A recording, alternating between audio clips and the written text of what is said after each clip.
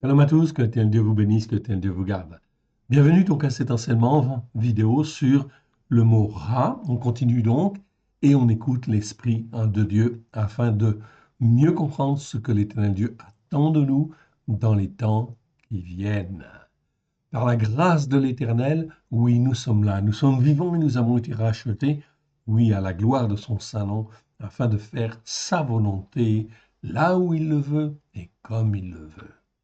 Écoutons, remettons ces quelques instants à l'Éternel, notre Dieu, notre Père. Père très saint, nous te rendons grâce dans le précieux nom du choix. Merci. Merci pour tout ce que tu as fait dans chacune de nos vies. Oui, parce que tu nous as rachetés, tu nous as formés, façonnés afin que nous puissions être à toi, ton serviteur, ta servante, oui, à la gloire de ton Saint-Nom. Parle, Seigneur, ton serviteur, ta servante, écoute. Amen. Que l'Éternel Dieu vous bénisse, que l'Éternel Dieu vous garde. Bienvenue donc à cet enseignement, à cet enseignement. Donc on va aller donc dans Jérémie 44. Et nous sommes au verset 17. Okay, donc je resitue un petit peu le contexte.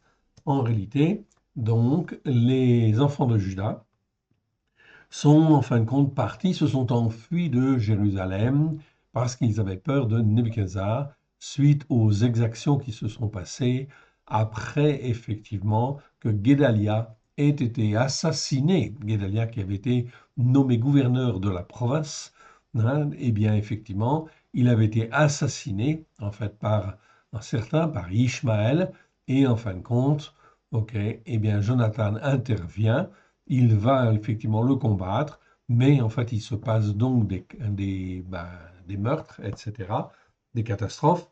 Donc les enfants de Juda, en fait ici, eh bien ils ont peur et puis ils veulent s'en aller, malgré ce que Jérémie en fin de compte leur a dit déjà, de rester en fait dans le pays.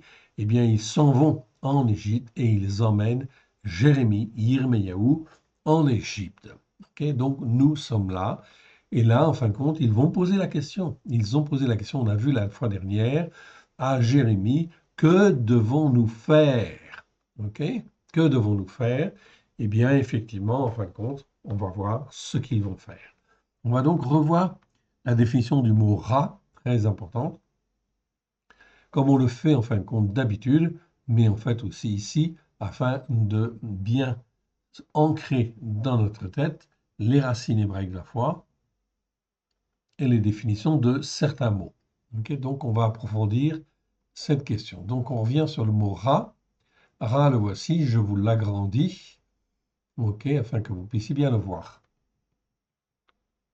Voilà. Je pense que vous le voyez bien en fait là. Ok, c'est bon. Donc le mot ra en fait ici, donc resh aïn, donc je vous encourage toujours en fin de compte à au moins apprendre l'alphabet hébreu, parce que en fait nous allons beaucoup étudier les racines hébraïques de la foi. Ok, afin de pouvoir avoir vraiment le sens profond en fin de compte des mots, ok, au plus proche de l'hébreu, ok, et essayer de bien comprendre ce que l'Éternel Dieu veut nous dire ou veut nous faire sentir, afin de nous former, de nous façonner, et que nous puissions faire les œuvres que lui a préparées d'avance pour se glorifier. Merci Seigneur parce que nous vivons dans le temps en fait actuel. Okay, il nous donne vie, il nous façonne, il nous forme, il nous instruit. Okay, il fait tout si nous écoutons et si nous mettons en pratique. C'est l'apprentissage de l'obéissance et de la soumission.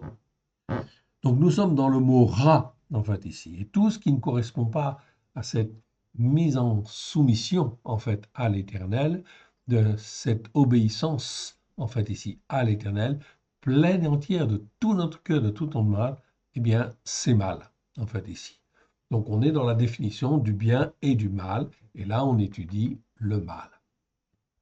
Le mal c'est ra. Ra c'est resh haïn, comme vous le voyez en fait ici. Okay, donc cet adjectif existe 663 fois dans 623 versets. Nous sommes aujourd'hui en fait au 349e fois. Donc vous voyez, on n'est pas tout à fait en fait à la moitié. Si, un peu après la moitié, pardon. Donc on les verra tous. On les verra tous parce que c'est extrêmement important afin d'apprendre à distinguer ce qui est bien de ce qui est mal. Donc 663 fois dans 623 versets, c'est un adjectif, numéro Strong 07 451. Genèse 2.9, c'est la première fois où on a le mot mal ou le mot mauvais. Ici, c'est le mal. Lorsqu'on est dans le jardin d'Éden, l'herbe, l'Éternel plaça, en fait ici, l'arbre de la connaissance du bien et du mal. C'est là la première fois où on a le mot mal. Et en fait, l'Éternel dit, en fin de compte, ici, dans ce chapitre, il fait une séparation, une distinction bien nette entre ce qui est bien et ce qui est mal. Okay. Donc, c'est très important, en fait, ici. Donc, tout ce qui est mal, eh bien, effectivement, on doit l'éviter. Donc, il y a des choses qui sont évidentes, oui, bien sûr. Il y a d'autres qui le sont moins.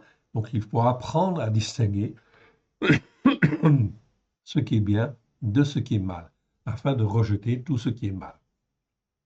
Donc ra, ça veut dire mal, mauvais, ce qui est mal, ce qui est mauvais, les grave.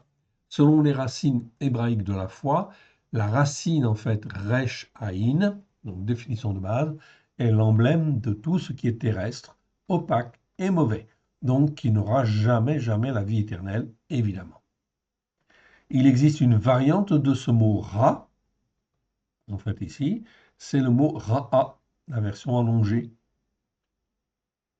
Donc très important parce qu'on verra souvent comment dire, ce rallongement en fin de compte, kamatz e. Donc le ra'a, en fait ici, exprime d'abord le féminin de l'adjectif ra. C'est la première solution.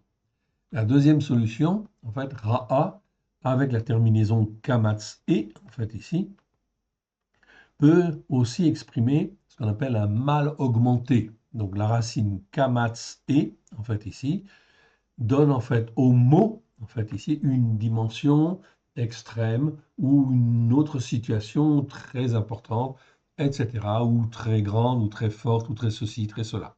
Okay. Donc on va dire un mal augmenté, oui bien sûr. C'est pourquoi on pourrait, en fait, on pourra traduire par une bête féroce plutôt qu'une mauvaise bête. C'est le cas dans Genèse 37, 20 et 37, 33 où là, effectivement, en fin de compte, ici, les fils en fait de Jacob prennent la tunique en fait de Joseph, la mettent en fait dans le sang en fait d'une bête, et effectivement la montrent en fait à Jacob, et Jacob dit en fait ici, il a été dévoré par une bête féroce. Tout moins c'est la traduction qui nous le dit en fait ici, une bête féroce. Oui, effectivement, on peut traduire comme cela. Ok, c'est une possibilité. Toutefois, il faut faire attention dans les traductions, il existe un autre mot pour parler de férocité ou de violence, c'est le mot péritz. Péritz, six fois dans six versets, ok, 6 fois dans 6 versets, c'est un nom masculin ici, 06 530, la numéro strong, et en fin de compte, ce mot-là, dans la seconde, est traduit en fait de différentes manières, mais enfin toujours avec un caractère de violence ou de quelque chose de fort, de brutal, etc. Périt, c'est la même chose que Peretz, qui veut dire faire une brèche, en fait, ici.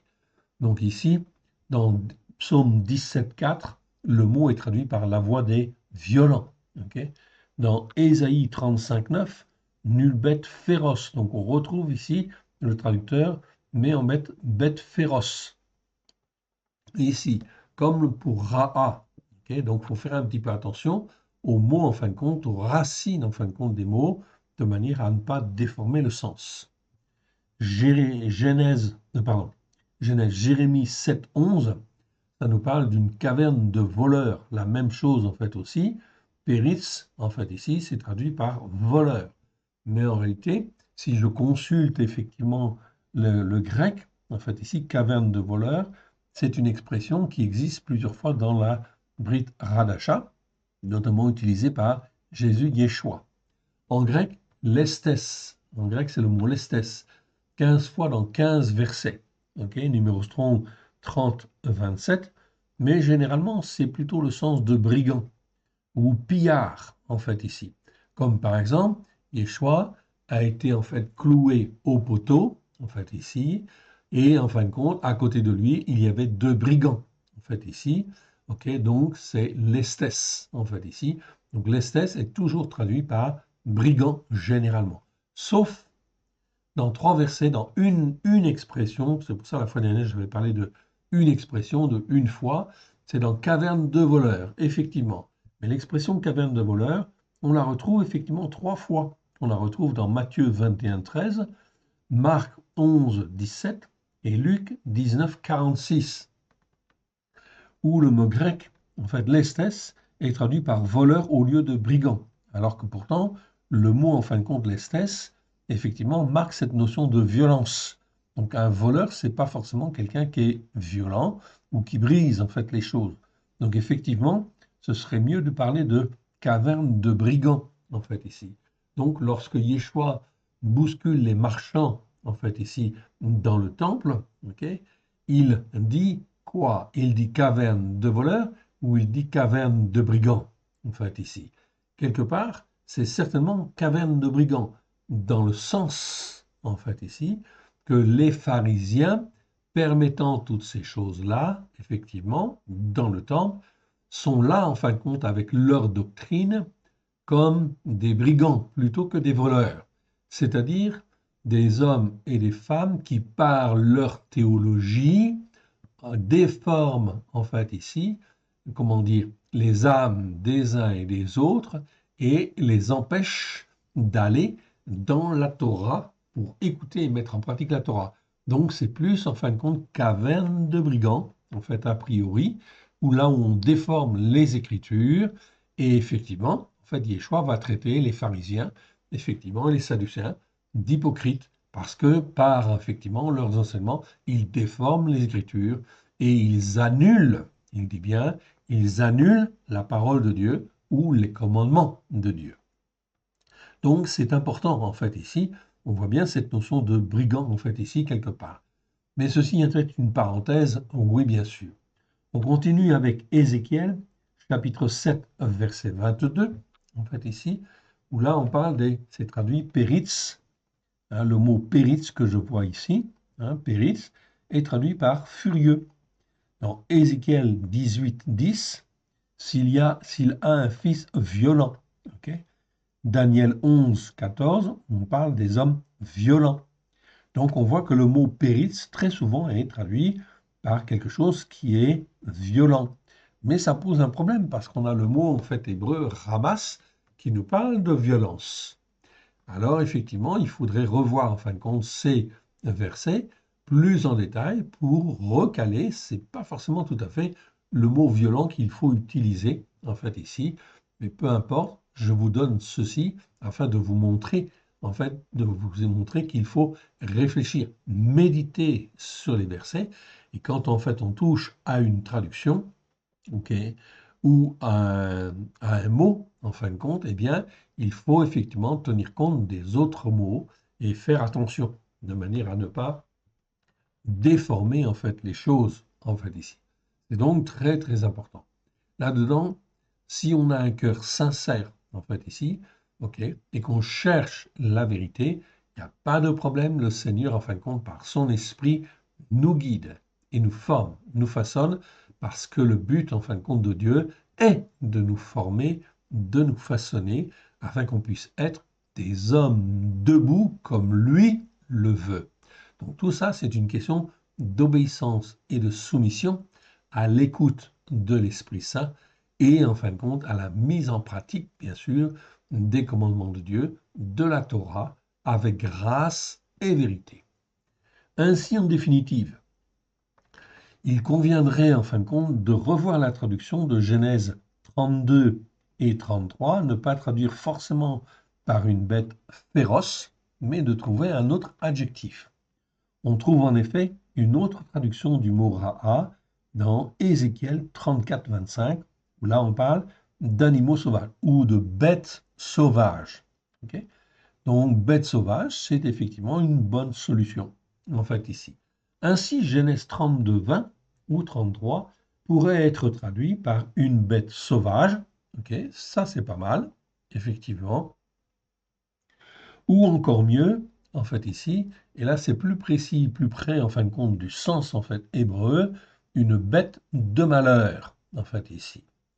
Et ça c'est intéressant, en fait ici, bête de malheur, c'est plus approprié, personnellement je pense que c'est une des traductions qui serait les plus intéressantes et les plus pertinentes. Pourquoi?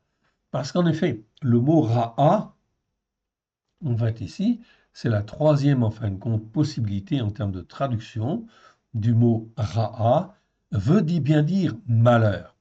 On le trouve au moins 284 fois dans les Écritures, dont 70 fois rien que dans le livre de Jérémie, Yirmeyahu.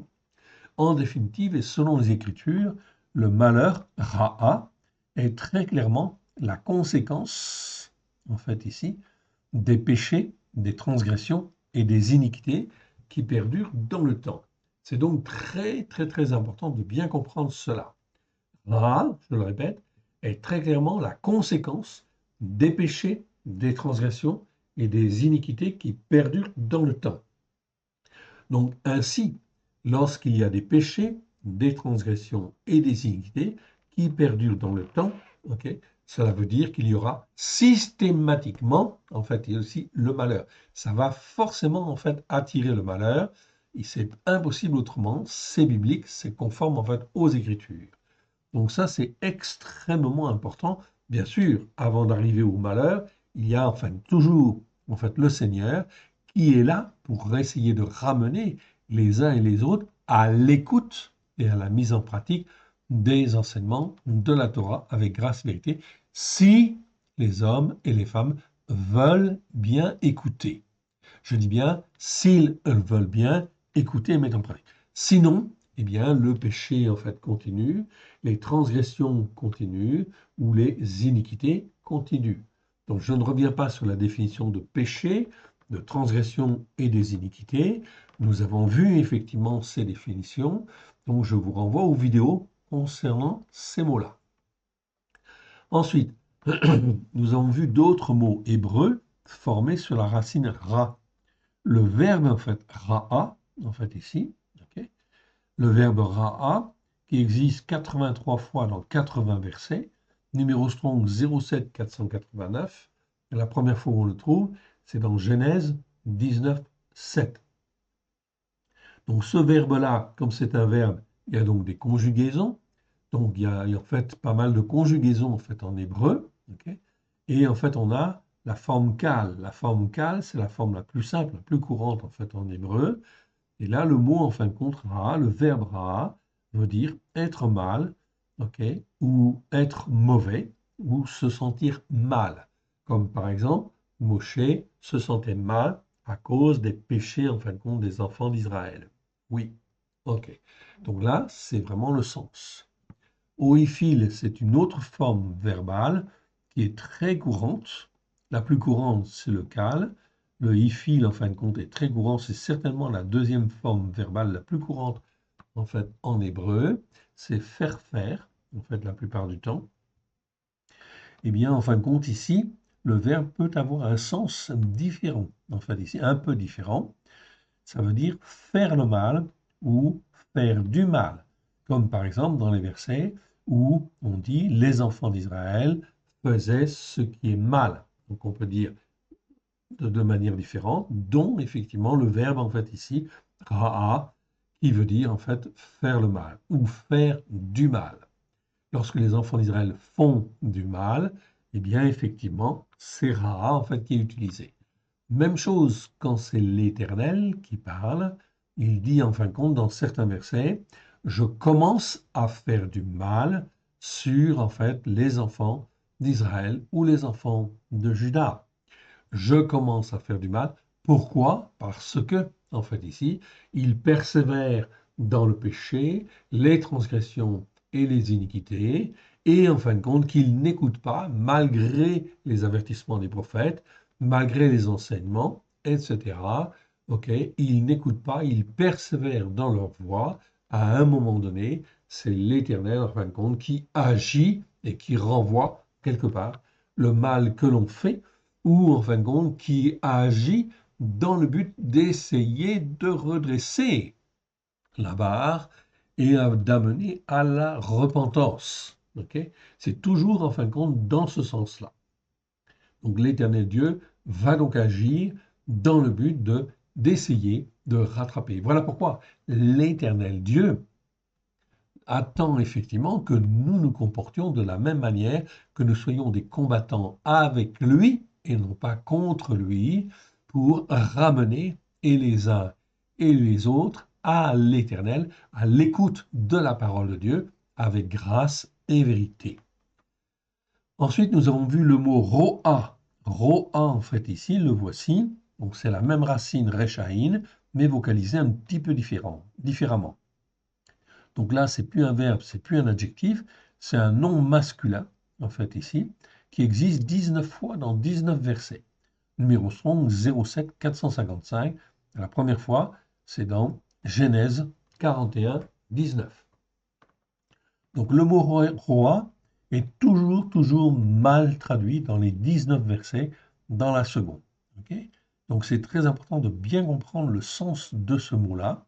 Donc ce mot-là décrit, en fait ici, okay, décrit un état de dégradation, en fait, morale et spirituelle intense où se mêlent malice, perversité ou influence des esprits de Bélial, c'est-à-dire des esprits de Satan, ok, évidemment, ou des esprits mauvais, on est bien d'accord. Donc ici, c'est un état très important, en fait ici, qui montre un état de dégradation spirituelle. Plus les péchés, les transgressions, les iniquités perdurent dans le temps, eh bien il y a une dégradation spirituelle qui s'opère, en fait, dans l'âme des personnes, des croyants, et résultat des courses, à un moment donné, on arrive dans un état de dégradation morale et spirituelle avancé ou intense, ok, où se mêle malice, donc là, c'est plus simplement du mal, il y a de la malice, il y a de la perversité, et il y a aussi surtout l'influence des esprits mauvais. Les portes ont été ouvertes, et forcément, en fin de compte, ça entraîne que les hommes et les femmes sont enchaînés par des mauvais esprits. Ici, la première fois où l'on trouve, en fin de compte, okay, ce mot-là, Genèse 41, 19, okay, c'est pour exprimer la laideur physique et extrême des vaches. Donc les vaches, en fait, ici, dans les plaies en fait, de l'Égypte, on a les vaches qui sont laides, elles sont tellement laides, mais elles sont tellement laides, donc c'est le mot rat au début, mais dans certains versets, elles sont tellement laides qu'elles peuvent être décrites comme affreuses, dans un état de dégradation avancé, complètement décharné. Donc dans ce cas-là, c'est le mot roi que l'on va trouver, en fait, ici, ok, et c'est l'image, en fait, de la dégradation spirituelle de l'Égypte, oui, bien sûr. Donc voilà pourquoi, en fait, on parle ici de dégradation morale. À la dégradation physique, en fait, des vaches correspond, en fin de compte, une dégradation morale et spirituelle de l'Égypte. On retrouve, en fin de compte, ici le mot, en fait, roa, chez le prophète Jérémie, où l'on parle de la très mauvaise qualité des figues qui ne peuvent même plus être mangées, tellement elles sont dans un état de dégradation intense.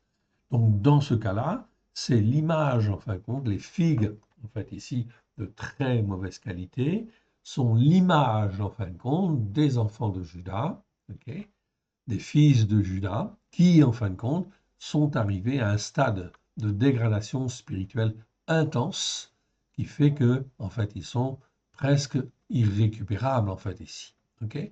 Mais l'Éternel va toujours envoyer des prophètes, Jérémie, okay, notamment, pour essayer de rattraper, en fait, ici, le reste de son peuple, s'il y en a un qui a un cœur sincère, en fait, ici, pour éventuellement, en fait, revenir. Vous pouvez aller voir Jérémie 24, 2, 3, 8 et 17. Dans les 19 versets où se trouve le mot roi, okay, on peut constater que le mot roi, on l'a dit tout à l'heure, je le répète, est toujours mal traduit. Les traducteurs n'en avaient pas saisi en fin de compte la pertinence de ce mot. Okay. Donc ils n'avaient pas accès en fin de compte à cette, comment dire, à cette connaissance, tout simplement pourquoi? Eh bien tout simplement parce que en fait ils ne considéraient pas que la Torah en fin de compte était la vérité. Donc résultat des courses, automatiquement leur esprit est enténébré, donc en fait ici rempli de ténèbres, si je puis dire, ou en fin de compte impacté par les ténèbres, ce qui fait qu'ils ne peuvent pas accéder à la vérité. Okay. Tout ça, ça fait partie des lois de Dieu, effectivement. Pour venir et en fait, avoir la vérité, il faut vouloir au plus profond de nous-mêmes, ok, s'attacher à l'Éternel Dieu de tout son cœur, de toute son âme, de tout son être, afin de chercher la vérité. Nous avons encore vu le mot Rahav, ok, Rahav. Donc là, j'avance un peu. Donc nous avons vu en fait le mot Rahav en fait aussi, qui lui est bien traduit. Ok, donc Rahav, c'est Resh Aïn, et puis en fait ici la lettre Bet, en fait ici, finale. Ce mot nous parle toujours de faim, à l'état d'être, ou de l'état d'être affamé, de la famine. Dans la Louis II, en fait ici, le mot Rahav existe 101 fois dans 88 versets, c'est un nom masculin. La première fois dans Genèse 12, 10. 89 fois traduit par famine et 12 fois par faim. Donc c'est bien. Même les versets où on a le mot faim, en fait, on aurait pu mettre famine en fait aussi, pour garder une certaine homogénéité. Donc les mots, en fin de compte, généralement, ils ont un sens. Ils peuvent avoir un deuxième sens ou un troisième sens, c'est possible, il peut y avoir des variantes, on est d'accord. Mais quand vous voyez qu'un mot dans un dictionnaire, on lui donne 5, 6, 10 ou 12, etc., significations différentes, ça veut dire que, en fait, on n'a pas saisi, en fait, la racine hébraïque du mot. Et donc, ça veut dire que le dictionnaire donne une indication, mais c'est pas, ça nécessite d'être approfondi, d'être revu, d'être corrigé, etc. Ok, il faut aller plus loin. Nous avons vu aussi le verbe ra'a, très intéressant. Donc, on a toujours la racine resh aïn, ici.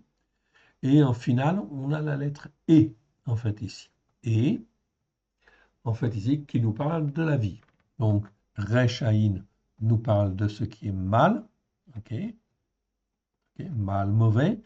Et en fait, ici, on a la vie. Qu'est-ce que la vie, en fin de compte, a à voir avec ce qui est mal, en fait, ici?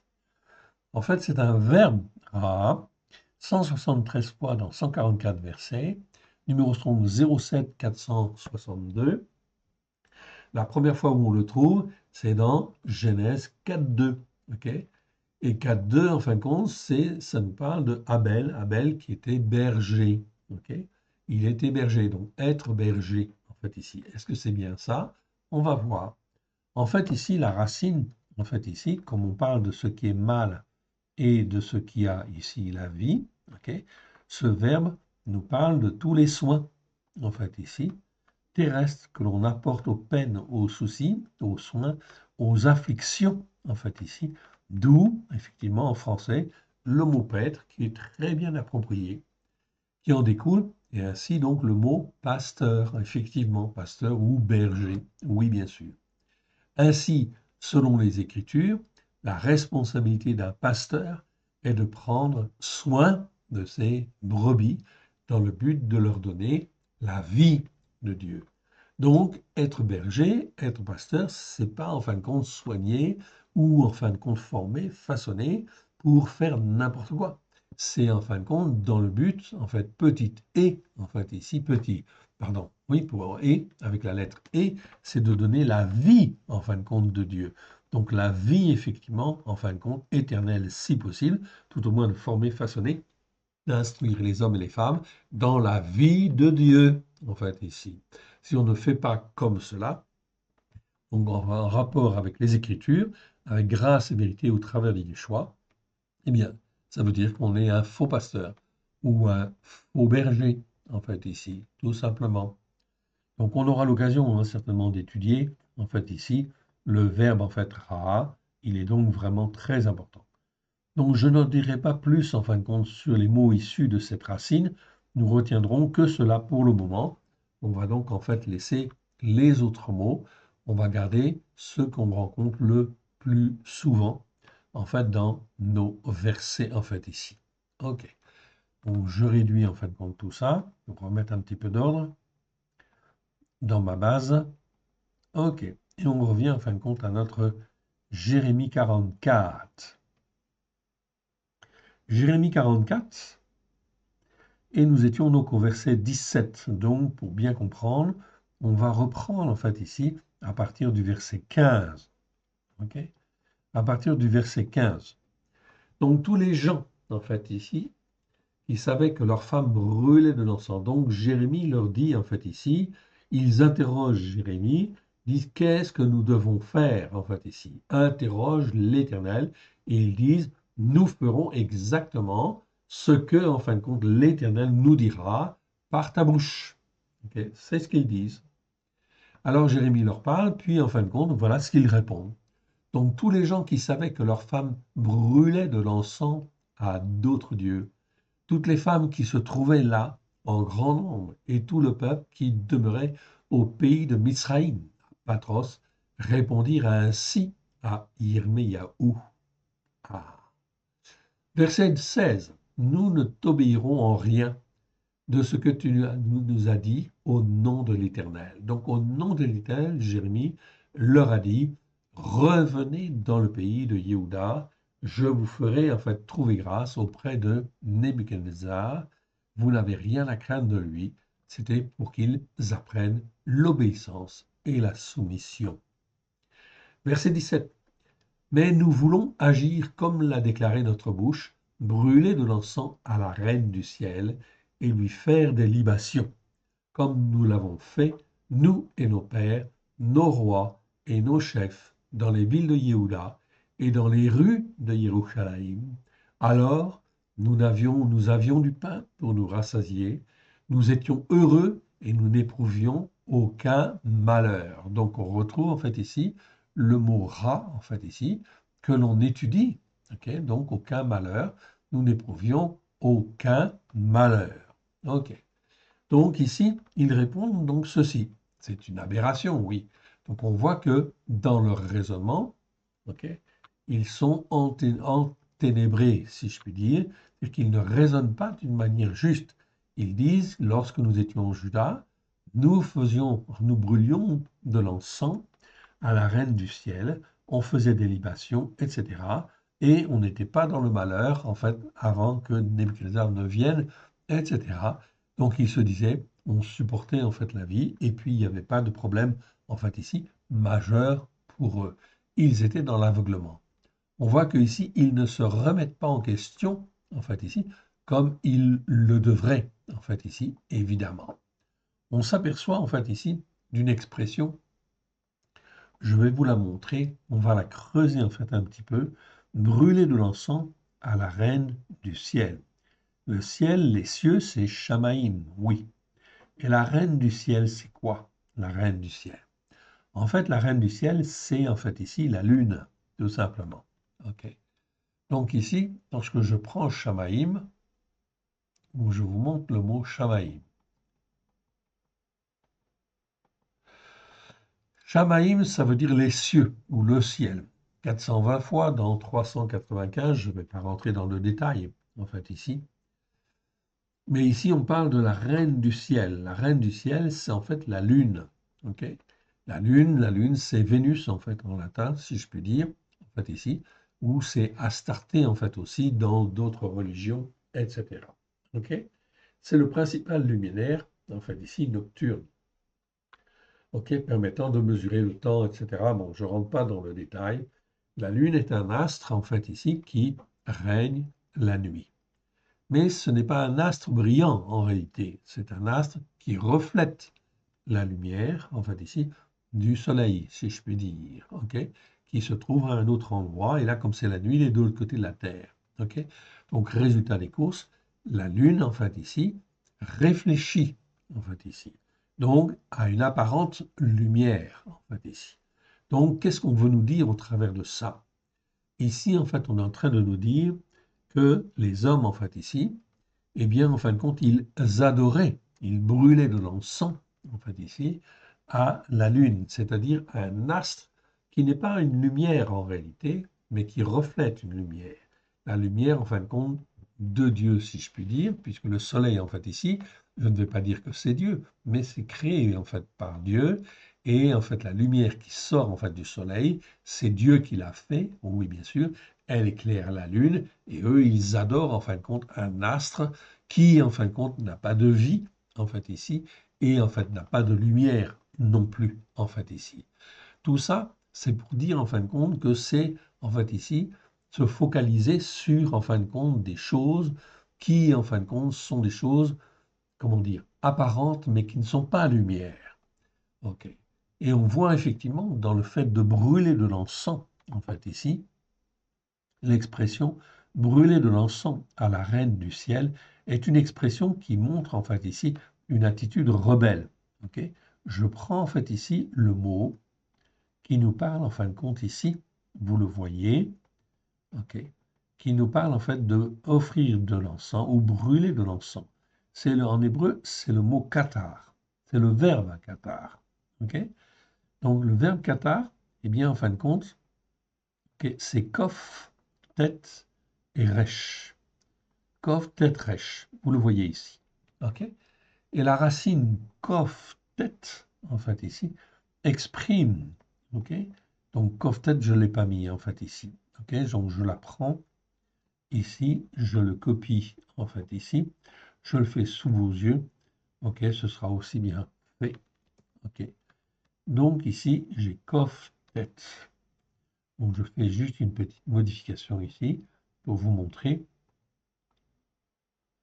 Donc, si j'arrive à supprimer, en fait, non, c'est pas celui-là, c'est pas celui-là, et c'est pas celui-là non plus.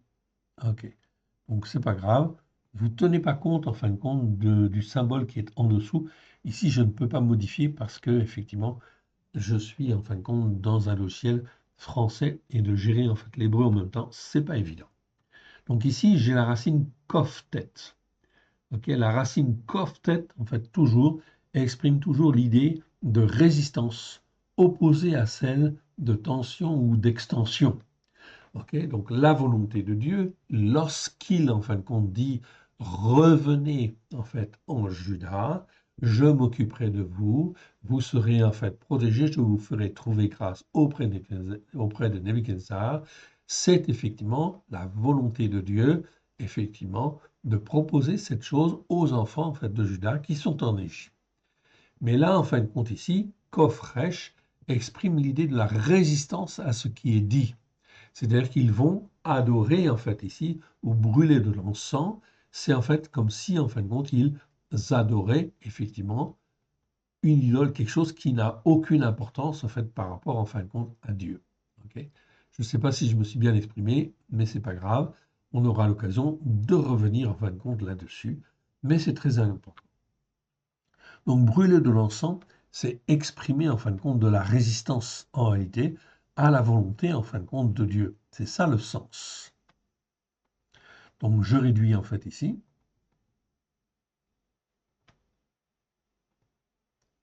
OK. Donc, c'est effectivement, en fait, ici. Voilà, je remonte. Mais nous voulons agir comme l'a déclaré notre bouche, brûler dans l'encens à la reine du ciel. C'est-à-dire, en fin de compte, adorer qui nous voulons, nous focaliser, en fin de compte, sur telle passion ou telle autre passion, etc. C'est pareil. C'est exprimer une résistance. Cette résistance, c'est la résistance à la connaissance, en fin de compte, de la parole de Dieu pour, en fait, ici, apprendre à se soumettre à l'Éternel et à sa parole. Donc ici, nous en sommes loin. Et depuis que nous avons cessé de brûler de l'encens à la reine du ciel, disent-ils en fait ici, donc vous voyez que leur interprétation est complètement en fait erronée, et de lui faire des libations, nous avons manqué de tout et nous avons été consumés par l'épée et par la famine. Donc ils avaient effectivement, en fin de compte, essayé de revenir, sous la pression de Jérémie, etc. Ok, bref, en fait ici, ils avaient cessé et ils avaient été consumés par l'épée et par la famine. D'ailleurs, lorsque nous offrons de l'encens à la Reine du Ciel et que nous lui faisons des libations, est-ce sans la volonté de nos maris, en fait ici, c'est-à-dire de nos hommes, et ici, en fin de compte, on dit Enoch. Donc ce ne sont pas des hommes spirituels. On voit que ici, Enoch, ce n'est pas des Ish. Donc c'est des hommes, en fin de compte, qui sont des maris, on est d'accord, mais ce n'est pas des hommes, en fait, ici, spirituels. Non. Ils sont, en fin de compte, ici, c'est des hommes mortels, en fait, ici, tout simplement, en fait, ici. Donc, spirituellement, ok, ce sont des maris, mais c'est des maris qui n'écoutent pas la parole de Dieu et ne la mettent pas en pratique. Que nous préparons des gâteaux pour l'honorer et que nous lui faisons des libations. Yirmiyahu dit alors à tout le peuple, aux hommes faits, en fait, ici. Aux hommes faits, donc Jérémie, en fin de compte, ici, utilise le mot guébert, c'est-à-dire à tous les hommes qui ont entendu la parole de Dieu et qui, normalement, devraient être, en fait, ici, des guébers, c'est-à-dire des hommes faits, des hommes forts, en fait, ici, des hommes instruits, comme des guerriers, en fait, ici, ou des combattants, en fin de compte, de l'Éternel.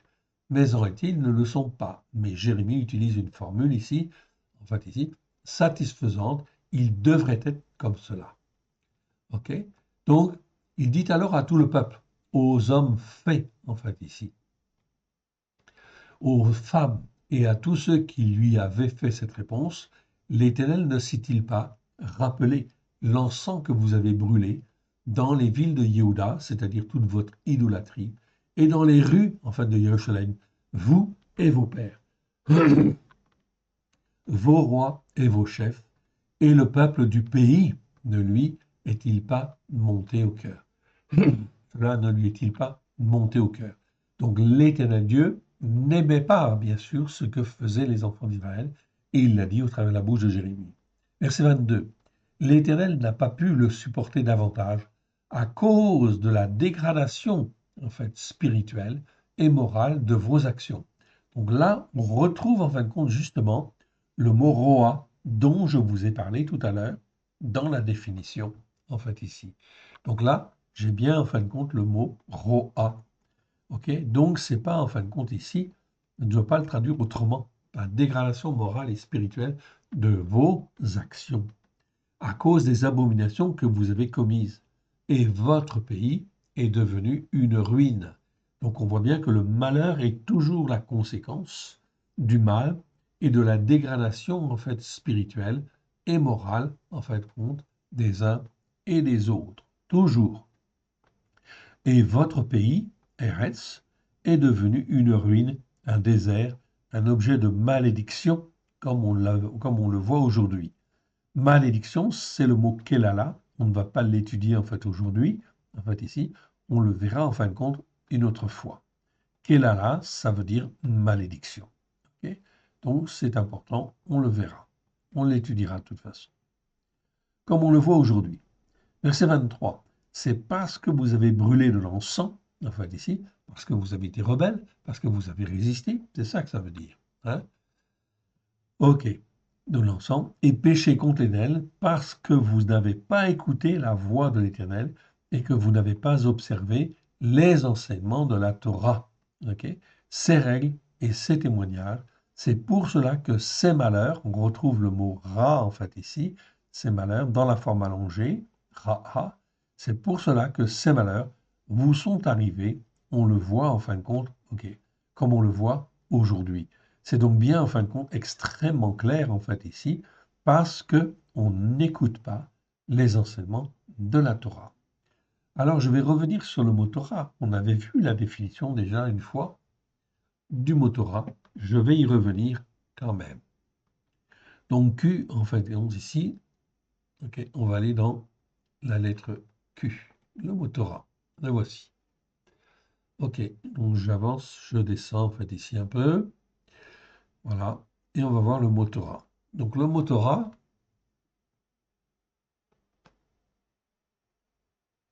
ok, le voici. Là, je vous le montre. Donc, très important, en fin de compte, ce mot-là. Le mot Torah, c'est un mot qui existe 219 fois dans 213 versets, 08 451 pour le numéro Strong, avec ou sans Vavolam. Ok, vous voyez ici, donc ici, ça peut s'écrire comme ceci ou comme ceci. Ok, ça se prononce pareil, Torah, Torah, en fait ici. Ok, mais généralement, c'est plutôt cette écriture-là. Ok, voir la première fois dans Genèse 26:5. Ok, dans le livre de la Genèse, le mot Torah n'existe qu'une seule fois. On va le voir tout à l'heure. Selon les nations, c'est traduit par loi, direction, instruction, coutume, manière, ok, selon les nations, etc. et beaucoup d'autres traductions. Ok? Donc là, comme je vous le disais tout à l'heure, lorsque vous avez beaucoup de significations comme ceci, il faut se poser des questions. Est-ce qu'on a bien saisi le sens premier du mot? Non. Généralement, ce n'est pas le cas. En plus, le mot Torah, en fait, on n'aurait jamais dû le traduire. En fait, le mot hébreu Torah nous parle des enseignements de la Torah. Ok? À savoir, tous les enseignements que l'Éternel donne aux descendants d'Adam pour qu'ils soient formés, façonnés comme l'Éternel Dieu le veut.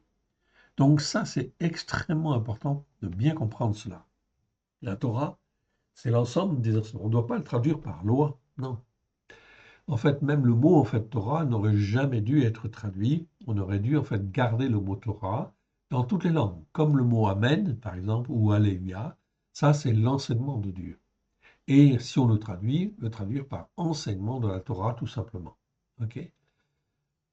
Ça, c'était très, très important. Ok? La Torah, en fin de compte, vous avez en fin de compte la racine hébraïque initiale. C'est en fin de compte Tavresh. Vous le voyez en fait ici dans le mot. Vous avez Tavresh. Vous mettez de côté en fait ici le Vavolam. On a donc en fait Tavresh. Tavresh, c'est la racine principale. Ok? Elle exprime toute idée de détermination donnée à un élément et la manière dont il ou elle doit fonctionner. En clair, ça veut dire quoi? Ça veut dire que c'est l'ensemble des enseignements que Dieu donne pour en fait former, façonner, en fait ici, un homme et une femme comme il le veut, avec tout le mode d'emploi. Donc c'est bien ça le mot Torah. C'est pour ça que le mot Torah est un mot extrêmement précieux que l'on doit bien comprendre en fait ici, afin de pouvoir effectivement, en fin de compte, être au bénéfice de la grâce de Dieu. Cette Torah, lorsqu'elle est en fin de compte ici, étudiée, mise en place dans nos cœurs et dans nos vies, inévitablement, elle nous forme d'une manière déterminée vers le but que l'Éternel Dieu a prévu pour nous au travers de Yeshua Mashiach, celui qu'il a envoyé, avec grâce et vérité. Autrement dit, en fin de compte, tout ce qui est nécessaire pour, en fait, enseigner, former, façonner ou établir. Voilà pourquoi les croyants qui se disent, en fin de compte, chrétiens, qui disent j'ai reçu le Christ, ok, je suis sauvé, en fait, ici, par le sang de l'agneau qui a coulé pour moi, c'est très bien, c'est une vérité. Mais en réalité, si nous sommes rachetés par l'Éternel, c'est dans le but d'être formés, façonnés, instruits et que nous soyons établis comme l'Éternel Dieu le veut, afin d'être le serviteur ou la servante que lui veut comme il le veut. Alors, qu'en est-il en fin de compte des croyants qui ont reçu la bénédiction et la grâce en fin de compte au travers du sang de l'agneau? Eh bien, s'ils refusent et qu'ils persévèrent en fait ici à ne pas écouter et à ne pas mettre en pratique, résultat des courses, ils se comportent exactement comme les enfants de Juda qui s'en vont en fait en Égypte et qui disent non, nous voulons toujours brûler de l'encens à la reine du ciel. C'est-à-dire, nous voulons toujours, en fin de compte ici, honorer les doctrines, les enseignements que nous avons reçus de la tradition que nous avons reçue et qui annulent en fait les enseignements de Dieu. Yeshua dit, vous annulez les enseignements de Dieu, vous annulez la parole de l'Éternel par votre tradition. C'est bien ce qu'il dit. Et il va traiter d'hypocrites les pharisiens, les sadducéens, justement par leurs commandements et leurs traditions, ils annulent en fait ici la Torah. Donc toute la formation que l'Éternel Dieu veut faire au travers de son esprit pour nous former, nous façonner, eh bien, n'a pas lieu. Le final, le et final, vous le voyez là, le et final, ok, c'est en fin de compte le symbole de la vie. Okay, donc ça exprime la finalité de la racine. La racine, toute la formation, elle est dans le but de donner la vie, qui est ici en fait de donner la vie universelle. Okay, et l'insertion en fin de compte du Vav Olam, en fait ici, okay, du Vav Olam, est l'image de l'insertion de la lumière. Ce symbole, c'est le symbole de la lumière. La lumière qui est en Christ, tout simplement. Donc, est l'image de l'insertion de la lumière qui vient de Elohim. Et la lumière qui vient de Elohim, c'est qui? C'est Christ, Yeshua lui-même. Donc, vous voyez que le mot Torah, en fait, ici, est extrêmement important lorsqu'on l'étudie dans, en fait, l'étymologie même, en fait, ici, du mot, c'est-à-dire le sens des racines, des lettres. Elle est extrêmement importante et fondamentale. Donc, il ne faut pas effectivement la négliger. Voilà pourquoi il faut dire que la Torah est la vérité. Toratra emet. Et il faut dire en fait aussi que le mot nomos en grec, nomos, N-O-M-O-S, eh bien, aurait dû toujours être traduit par le mot Torah, en fait ici, de manière à avoir une continuité entre la première alliance et la deuxième alliance. Et la Torah, à ce moment-là, existe depuis la Genèse et elle va jusqu'à l'Apocalypse. OK? C'est ça qui est important. En réalité, parce que c'est l'ensemble de l'enseignement, en fin de compte, de Dieu. Donc la Torah, les 5 premiers livres, s'appellent aussi la Torah. C'est le cœur même des Écritures. Mais de ce cœur-là, les prophètes, Moïse, etc., ils ont tous vécu d'après la Torah, etc. Et Yeshua, lorsqu'il est venu, il est venu, en fin de compte aussi, avec la Torah. Il en connaissait, en fait, toute la dimension et l'importance. Voilà pourquoi il dit, dans Matthieu chapitre 5, verset 17, je ne suis pas venu pour abolir la Torah et les prophètes, je suis venu pour l'accomplir. Et l'accomplir, ça veut dire quoi? Ça veut dire qu'elle soit réalité dans nos cœurs et dans nos vies, afin de nous transformer, en fait ici, par la puissance de l'Esprit de Dieu, et de nous faire rentrer en nous la vie de Dieu, et que nous puissions être, comme le dit Paulos, le temple de l'Éternel à sa gloire, au travers de Yeshua. C'est vraiment, en fin de compte, extrêmement, extrêmement important et extrêmement puissant lorsque l'on comprend, en fait, ici. Lorsqu'on n'est pas aveuglé par des faux enseignements, oui, bien sûr. OK. On continue? Allez, on continue. Et on arrive, en fin de compte, ici. Donc, les enseignements de la Torah, verset 23. Je relis le verset 23 pour bien encaler les choses. C'est parce que vous avez brûlé de l'encens, ok, c'est-à-dire parce que vous vous êtes révolté, vous avez refusé les enseignements, vous avez préféré votre tradition, en fait ici, et péché contre l'Éternel parce que vous n'avez pas écouté la voix de l'Éternel, que vous n'avez pas observé les enseignements de la Torah, ses règles et ses témoignages. C'est pour cela que ces malheurs, en fait ici, on retrouve le mot ra'a, en fait ici, ok, qui sont arrivés comme on le voit aujourd'hui. Okay? Ra'a. Je vous le remontre. En fait, nous sont arrivés comme on le voit aujourd'hui. C'est exactement ce qui va arriver, en fin de compte. Nous sommes en 2025. Cela fait 2000 ans, en fait, que Yeshua est venu, qu'il a révélé, en fin de compte, la parole de Dieu pleine de grâce et de vérité avec ses disciples. Okay? Et regardez, en fin de compte, en 20 siècles, ce que les hommes et les femmes ont constitué, en fait, ici.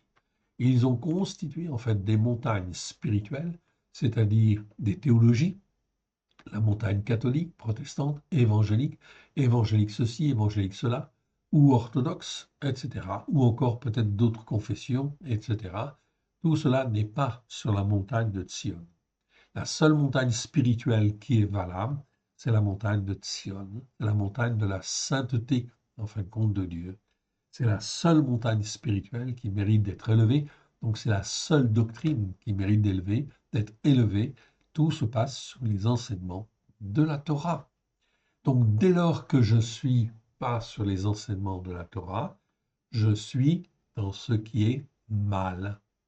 Je fais ce qui est mal devant Dieu. En tout cas, on ne peut pas dire que je fais ce qui est bien. Non. Donc Yeshua est venu pour nous racheter, ça c'est vrai, parce que j'ai donné mon cœur et ma vie à Yeshua. Ok, c'est une très bonne chose. Ok, c'est bien devant Dieu.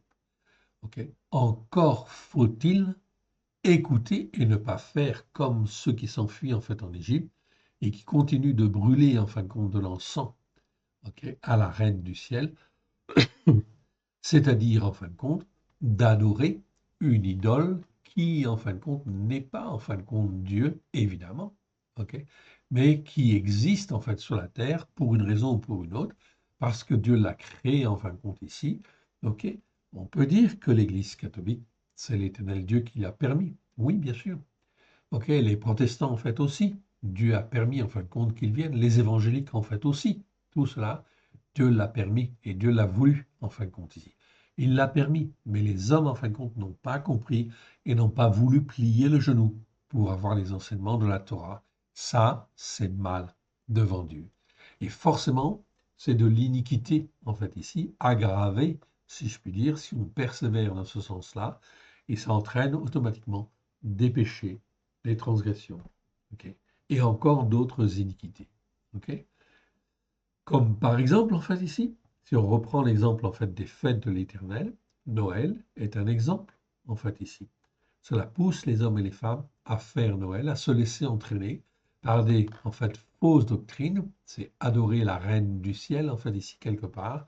C'est de l'idolâtrie, en fait, ici, quelque part. Donc, résultat des courses, on se focalise sur certaines choses, mais c'est pas Dieu, en fait, ici. Donc, c'est mal devant Dieu. Donc, ça attire forcément le malheur. Donc, le malheur va venir, hein, bien sûr, sur la France, sur toute l'Europe, sur le monde entier. Chaque nation va être jugée, en fait, ici, par l'Éternel, d'une manière ou d'une autre. Mais ça veut dire que l'épée, la famine et la peste vont venir parce que c'est les conséquences, en fait, des péchés, des transgressions, des iniquités. Et ça va amener malheur sur malheur, dans une mesure que l'Éternel Dieu permet, toujours dans le but d'amener les uns et les autres à la repentance. C'est ça qui est extrêmement important. On le voit encore aujourd'hui. Les enfants de Juda, ici, ont fui, malgré que Jérémie a parlé pendant 42 ans, en fait, ici, pour ramener le peuple et, en fait, les rois et les sacrificateurs vers l'Éternel, à l'écoute et à la mise en pratique. Ils n'ont pas écouté. Nebuchadnezzar est venu, a détruit Jérusalem. Ils ont dû finalement fuir, effectivement, en Égypte. Ils ont pris le parti de fuir, en fait, en Égypte, alors que l'Éternel ne leur demandait qu'une seule chose, c'était de se repentir. Toujours, en fin de compte, l'Éternel a dit, ne fuyez pas, repentez-vous, revenez, rendez-vous à Nebuchadnezzar, je vous ferai trouver grâce, etc. L'Éternel avait des plans de secours, oui bien sûr, encore fallait-il se rendre. Mais tous les gens qui se sont enfuis et qui sont revenus en fin de compte après sur la terre de Juda, vous voyez, ça ne s'est en fait que très très mal passé. Vous voyez le cas de Ishmaël et de Jonathan, en fait ici, eh bien, ça s'est mal passé à tel point qu'ils ont dû fuir en Égypte. Ils se sont crus obligés de fuir en Égypte, au lieu simplement de plier le genou, de se repentir vers l'Éternel et de revenir vers les enseignements de la Torah. C'est ça que l'Éternel Dieu, en fait, veut aujourd'hui, c'est que les hommes et les femmes se repentent et reviennent sur les enseignements de la Torah avec grâce et vérité. Ils ont été rachetés par le sang de l'agneau afin d'être formés, façonnés comme l'Éternel Dieu le veut. Verset 25. Ainsi parle l'Éternel Tsebaoth. Dans la Bible seconde, ainsi parle l'Éternel des armées. Ah, qu'est-ce que ça veut dire, l'Éternel des armées? Ok. Est-ce que vous vous êtes posé la question? En fait, ici, jamais personne. Dans les églises, on n'enseigne jamais ça. C'est quoi l'Éternel des armées? Alors, on va faire un petit commentaire là-dessus, sur le mot, en fin de compte, ça va. Ok. Donc, petit t, en fait, ici, j'y arrive. Ok, je reviens. Ici, voilà. On y arrive. Voilà, très bien. C'est bon. Un petit peu de patience. Je ne sais pas si je vous en ai parlé déjà. Je ne crois pas, en fait, ici. Alors, ici, armée. Voilà le mot, en fin de compte, ça va. Tsava ou tsava. Ok, c'est un mot qui existe 485 fois, donc 462 versets. C'est un nom masculin. En français, armée, c'est du féminin. Ok, mais en hébreu, c'est du masculin. Numéro Strong 06 635. Donc, la première fois où on le trouve, c'est dans Genèse 2, 1. Ok, donc c'est bien, en fin de compte, le sens propre, c'est armée. C'est le sens restrictif. Ok, le sens propre, le sens le plus courant, le plus matériel, en fait, ici. Ok, mais ce n'est pas le sens figuré ou le sens spirituel, ok, de ce mot. Le sens spirituel, en fin de compte, de ce mot, en fait, ici, c'est en fin de compte, comme le dit Fab d'Olivet, c'est en fait l'ordonnance conductrice, la faculté universelle. Bon, c'est pas facile forcément à comprendre. Ok, je vais vous expliquer.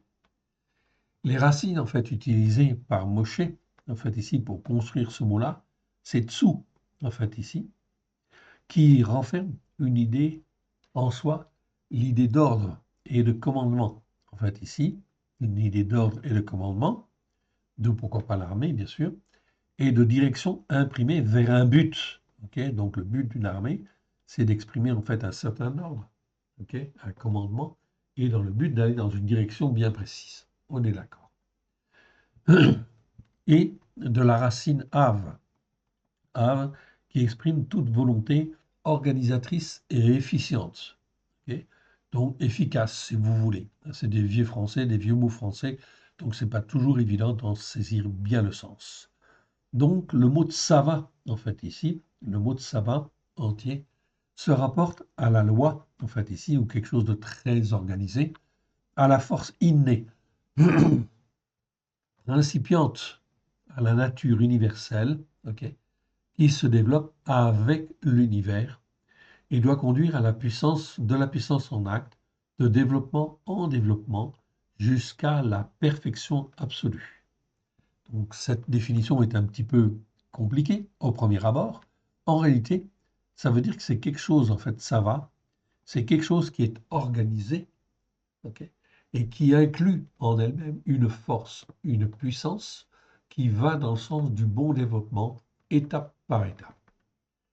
Soit effectivement par la force armée physique, soit en fin de compte par la puissance qu'elle a en elle de donner la vie. Donc là, on peut parler en fin de compte justement de armée, de l'armée physique, c'est une chose, mais au sens spirituel, c'est autre chose. Au sens figuré, au sens spirituel, c'est l'armée en fin de compte de Dieu qui est constituée en fait de l'ensemble des croyants qui sont formés, façonnés, entraînés, disciplinés et organisés dans le but effectivement d'atteindre le but voulu par Dieu. Donc là, on parle de l'armée de l'Éternel. Oui, bien sûr. Et l'armée de l'Éternel, c'est qui? C'est l'ensemble, en fin de compte, on va dire, dans ce cas-là, au sens spirituel, au sens figuré du terme, c'est l'ensemble des croyants qui sont formés, façonnés, disciplinés dans les enseignements de la Torah avec grâce et vérité. Voilà donc une définition très intéressante du mot tsava ou tsevaot, en fait, au pluriel. Donc tsava au singulier, tsevaot, c'est un pluriel irrégulier, en fait, ici, comme si c'était un pluriel féminin, donc ça fait tsevaot. Donc tsevaot, c'est l'ensemble des armées, donc toute organisation sur la terre ou dans le ciel, c'est, en fait, ici, on le traduit par armée. Les traducteurs ne savent pas le traduire autrement, en fait, ici. Comme par exemple dans le premier verset, ici dans Genèse 2.1, en fait, ici. Donc la première fois où on a ce mot-là, c'est Genèse 2.1. Et Genèse 2.1, ça nous dit quoi? Ainsi furent achevés les cieux et la terre. Okay, donc Dieu créa les cieux et la terre. Donc, même chose, la notion de cieux et la notion de terre, ok, c'est pas seulement le sens propre. La plupart du temps, on traduit ces mots-là avec le sens propre des cieux que l'on voit et la terre physique. Mais c'est beaucoup plus que ça, évidemment. On aura l'occasion d'y revenir. Et en fait ici, toute leur armée. Donc on voit en fin de compte ici que le mot armée n'est absolument pas en fait ici le sens d'une armée pour faire la guerre. Non, pas du tout. Armée, c'est l'ensemble en fin de compte des choses, des lois qui sont attachées en fin de compte dans les cieux et dans la terre, dans le but en fin de compte de développer les choses pour la gloire de l'Éternel. Donc ici, c'est très important. Donc lorsque l'Éternel Dieu se constitue une armée, ok, dans n'importe quel pays, ça peut être l'armée physique, mais ça peut être aussi l'armée des croyants, qui en fin de compte sont croyants mais formés d'une certaine manière. Là, ils sont formés d'une autre manière, là, formés d'une autre manière. Le but en fin de compte de tout ça est effectivement de faire éclater en fait la gloire de l'Éternel quand lui le voudra, au temps voulu, à la gloire de son saint nom, au travers de Christ Yeshua. Donc vous voyez, ça donne une autre dimension effectivement à l'écriture, à tout un certain nombre de versets, cette notion d'armée. On y reviendra. Je vous la donne aujourd'hui. Déjà, ce sont les prémices en fin de compte des euh, définitions que nous verrons en fin de compte par la suite. Ok, très bien. Ok, je réduis un petit peu tout ça. Voilà. Et je reviens donc à mon verset en fait de tout à l'heure. Verset 25. Ainsi parle l'Éternel Tsebaot, l'Éternel des armées. Donc de toute organisation en fin de compte qui existe effectivement. Donc c'est beaucoup plus large. Donc la notion de armée ici est à approfondir, oui, et à compléter dans notre manière de voir les choses. Ok. Ainsi parle l'Éternel Tsebaot des armées. L'Éloé Yishraël. Donc là, je vous ai décomposé le mot Israël. Yi, c'est la puissance en fin de compte d'être ou d'exister ou de persévérer dans le temps. Sra, c'est celui qui combat en fait avec l'Éternel. C'est le verbe Sarah. Et elle, c'est Dieu. Donc l'armée des combattants en fait ici. C'est l'Éloé en fait ici des combattants pour Dieu en fait ici. Donc l'Éternel, ok, l'Éternel Tsebaot, l'Éternel des armées.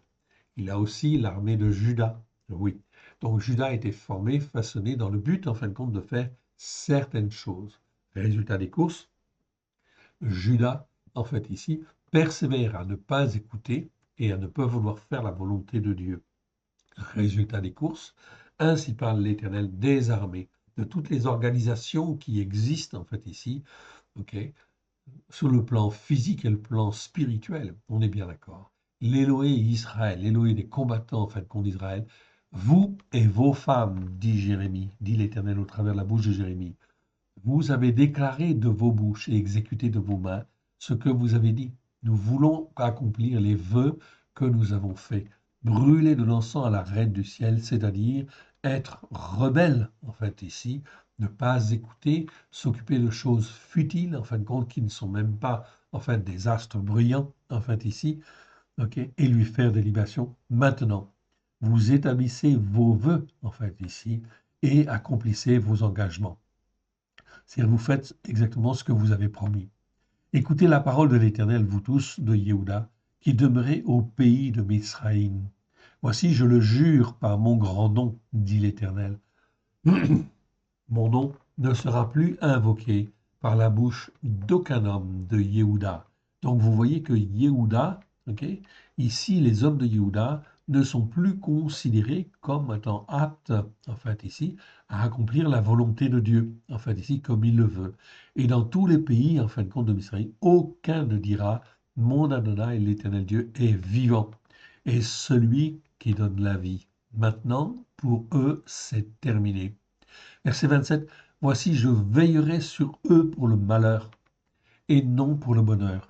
Ici, la décision, donc, l'Éternel est prise, en fait, ici, okay, puisqu'ils ne veulent pas revenir, puisqu'ils n'ont pas écouté pendant les 42 ans où Jérémie, en fait, a prophétisé, okay, ils ont persévéré encore à se rebeller, okay, je veillerai sur eux pour le malheur. Okay, Ra'a, en fait, ici, on retrouve le mot Ra, en fait, ici. Okay, et non pour le bonheur. Et tous les hommes de Yehuda qui sont dans le pays de Misraïm seront consumés par l'épée et par la famine. Ceux-là, ils vont être détruits par l'épée et par la famine, c'est-à-dire par la violence, en fin de compte, des hommes, en fait, si je puis dire, et par la famine, jusqu'à ce qu'ils soient anéantis. Donc la condamnation, en fin de compte, est là. Ceux en petit nombre qui échapperont à l'épée retourneront du pays de Mizraïm au pays de Yehuda. Mais tout le reste de Yehuda, tous ceux qui sont venus au pays de Mizraïm pour y demeurer, sauront si ce sera ma parole ou la leur qui s'accomplira. Et voici, déclaration de l'Éternel, un signe auquel vous connaîtrez que je vous châtierai dans ce lieu, afin que vous sachiez que mes paroles s'accompliront sur vous pour votre malheur. On retrouve le mot Ra en fait ici, ok, dans sa version en fait allongée. Donc il parle de malheur en fait ici. Le malheur va venir en fait sur eux. Ok. Ainsi parle l'Éternel. Voici, je livrerai Ophra, roi de Mitzraïm, qui était en fait puissant en fait ici, qui n'avait pas été en fait encore en fait anéanti par en fait Nebuchadnezzar, entre les mains de ses ennemis, entre les mains de ceux qui en veulent à son âme, comme j'ai livré Tzidkiaou Sédécias, roi de Juda, entre les mains de Nebuchadnezzar, en fait ici roi de Babel, son ennemi qui en voulait à son âme. Donc là, l'Éternel Dieu dit, en fait ici, même le Pharaon, Rophra, ne résistera pas, en fait ici. Parce que, en fait ici, l'Éternel Dieu accomplit toujours ce qu'il a annoncé. Voilà pourquoi les jugements, en fin de compte, sont là, en fait ici. Et en fin de compte, l'Éternel dit, je veillerai sur eux pour le malheur et non pour le bonheur. OK? C'est donc très important de bien comprendre, en fin de compte, cette dimension, en fait, ici, où l'Éternel, en fait, agit dans le but de faire éclater sa gloire. Et si on n'écoute pas, en fait, ici, on ne met pas en pratique, ça pose, en fait, problème. Oui, bien sûr. On fait ce qui est mal. Or, c'est extrêmement important d'apprendre, en fin de compte, à faire ce qui est bien, en fin de compte, devant Dieu. OK? S'accompliront pour votre malheur. Ensuite, on arrive en fin de compte dans Jérémie chapitre 45. 45, on va donc en fait le lire, on va terminer par là. La parole de Yirmeyahu, le prophète, adressa à Baruch, fils de Néria, lorsqu'il écrivit dans le livre des paroles sous l'édicté de Yirmeyahu, Jérémie, la 4e année de Yehoyakim, fils de Yoshiahu, roi de Yehuda, fut de dire, ainsi parle l'Éternel, l'Élohé d'Israël, sur toi, Baruch. Tu dis, malheur à moi, car l'Éternel ajoute le chagrin à ma douleur. Je m'épuise en soupirant, je ne trouve point de repos. Dis-lui, ainsi parle l'Éternel. Ok. Voici ce que j'ai bâti, je l'abattrai. Ce que j'ai planté, je l'arracherai, à savoir tout ce pays. Donc vous voyez en fin de compte ici ce qui se passe par rapport à l'actualité, en fait ici. Eh bien, en fin de compte, l'Europe, hier, avait le soutien des États-Unis. L'Europe ne l'a plus. L'Europe, en fait, est livrée à elle-même et sera livrée à elle-même dans les prochains mois, les prochaines années. Ce qui fait qu'effectivement, l'Éternel Dieu, en fait, permet ces choses-là. Pourquoi? Parce qu'il y a des jugements, en fin de compte, qui doivent être faits sur chacune des nations, en fait, de l'Europe, sur toutes les nations du monde, mais en particulier, en fin de compte, sur l'Europe. Et chaque nation a à se déterminer et se détermine aujourd'hui par rapport à l'Éternel. Est-ce qu'elle veut écouter ou pas les enseignements de la Torah? Ou se dit-elle en fait ici, comme la France aujourd'hui, elle attire sur elle bien sûr des malédictions très importantes. Elle se dit en fin de compte laïque, mais en fin de compte, on ne peut pas être laïque. Si on est laïque, ça veut dire qu'on dit je n'ai pas besoin de Dieu et je ne veux pas de Dieu. Or, ici, refuser en fin de compte Dieu, c'est en fait ici un rejet. C'est exactement la même chose que de dire nous adorons en fait ici ou nous brûlons, nous offrons en fait de l'encens à la reine du ciel. C'est exactement la même démarche en fait ici de rébellion contre Dieu. Voilà pourquoi la France, plus qu'aucune autre nation européenne, va être frappée par le malheur. Oui, tout simplement parce qu'elle n'écoute pas et elle ne fait pas ce qui est juste devant Dieu. Elle fait ce qui est mal. En ne soutenant pas Israël, en fin de compte, elle fait ce qui est mal. En se disant, en fin de compte, nous sommes laïcs, en fait ici, nous refusons, en fin de compte, l'intervention de Dieu, alors que la France va être confrontée à une problématique extrême par rapport au terrorisme, en fait aussi, par rapport, en fin de compte aussi, à l'islam, effectivement. Donc il va y avoir ici des grosses tensions qui vont se venir et qui vont faire que l'épée, la famine et la peste vont venir. Et l'épée sera une épée, en fait, ici, violente, en fait, ici, évidemment. Ok. Donc c'est la violence qui va venir par différents biais, hein, ok? On en a parlé déjà un petit peu, mais c'est prévu. Donc c'est l'épée, la famine et la peste. Donc la France sera touchée. Mais quand en fait la République en fait sera touchée parce qu'elle se dit laïque, en fait ici, elle le dit, elle revendique cette laïcité, et bien en fin de compte, plus elle revendique cette laïcité, plus en fin de compte, elle va être confrontée à la problématique devant l'Éternel. Ok. C'est de l'idolâtrie, évidemment. Refuser Dieu, c'est extrêmement grave. Voilà pourquoi l'Éternel Dieu, si la République est remise en cause, la survie de la République est remise en cause, ok, l'Éternel Dieu aime les Français, aime beaucoup les Français, effectivement. Pourquoi? Parce que les Français devaient avoir une position, en fin de compte, extrêmement importante. Je rappelle que la France, en fait, en hébreu, c'est Tsarfat. Donc, Tsarfat, ça veut dire, en fin de compte, l'endroit où l'on forge, où l'on façonne les bijoux. Ce qu'il y a de meilleur en termes d'idées, en termes de ceci, en termes de cela, en termes de comportement par rapport à la parole de Dieu, par rapport au soutien à Israël. Le soutien que les États-Unis ont actuellement, en fait, pour Israël, c'est en fait ici le soutien que la France devrait avoir. Au lieu de cela, la France, en fin de compte, est en train, en fait, de se diversifier à droite à gauche et d'essayer de trouver, en fait, une position politique, etc., qui, en fin de compte, ne l'amènera nulle part, évidemment. Dis-lui, ainsi parle l'Éternel, voici ce que j'ai bâti, je l'abattrai. Voilà ce que l'Éternel, Dieu nous dit, en fait, à chacun de nous, tout ce que l'Éternel a bâti, pour la gloire, en fin de compte, pour élever la France, en fait, aussi. Ce que j'ai bâti, je l'abattrai. Ce que j'ai planté, je l'arracherai, à savoir tout ce pays. Et toi, rechercheras-tu de grandes choses? Ne les recherche pas. Car voici, je vais faire venir le malheur sur toute chair, déclaration de l'Éternel, et je te donnerai ton âme au butin dans tous les lieux où tu iras. Donc l'Éternel Dieu, malgré la détresse oppressante qui amène l'angoisse, qui va se répandre sur Juda, l'Éternel Dieu dit à Baruch, qui a été un fidèle serviteur de Jérémie, eh bien, en fin de compte, je vais te garder, en fait, ici. C'est donc là quelque chose de très, très important, en fait, ici. La seule chose qui peut nous permettre d'échapper, en fait, au malheur, en fait, à venir, c'est l'écoute et la mise en pratique des enseignements de la Torah, en fin de compte, de l'Éternel, notre Dieu. Nous arrêtons là et nous sommes arrivés donc à Jérémie. Alors, Jérémie 48, 2. Jérémie 48, 2, en fait, ici. Et on reprendra, en fait, ici, à cet endroit, la prochaine fois, où là, on verra d'autres nations, comment l'Éternel Dieu juge, en fait, ici, les autres nations, effectivement. Remettons ces quelques instants à l'Éternel.